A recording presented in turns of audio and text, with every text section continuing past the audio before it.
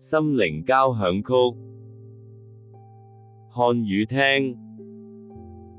每日靈修經文分享，使徒行傳15章12節，眾人都默默無聲，聽巴拿巴和保羅述說上帝藉他們在外邦人中所行的神蹟奇事。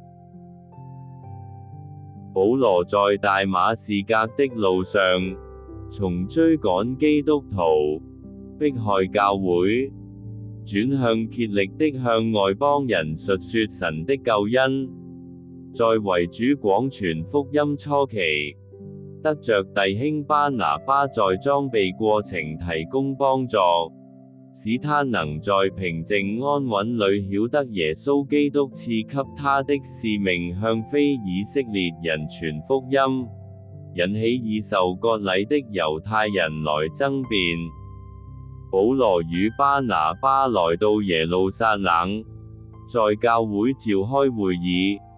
他們重點不在於規條，而重點在於神所行的一切事，主耶穌對人的祝福與救恩，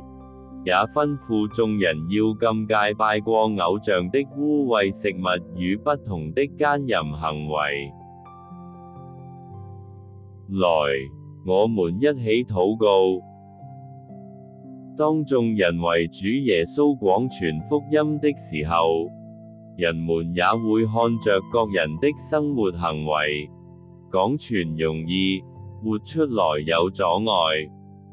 願聖靈幫助我們有勇氣為主作好見證。